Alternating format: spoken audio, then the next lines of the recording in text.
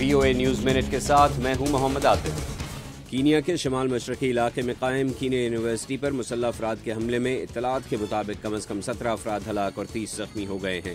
حملے سے بچ نکلنے میں کامیاب ہونے والے طلباء کا کہنا ہے کہ بعض طلباء ابھی بھی اندر پھنسے ہوئے ہیں۔ صومالیہ کی دہشت گرد تنظیم الشباب نے حملے کی ذمہ داری قبول کرتے ہوئے کہا ہے کہ اس نے یونیورسٹی میں مسیحیوں کو یرغمال بنایا ہوا ہے۔ ایرانی وزیر خارجہ جاوید ظریف نے جمعرات کو کہا ہے کہ ان کے ملک کے ایٹمی پروگرام پر جاری مذاکرات میں اچھی پیش رفت ہوئی ہے، لیکن ایران اور 6 عالمی طاقتوں کے گروپ میں ابھی معاہدہ نہیں ہو سکا۔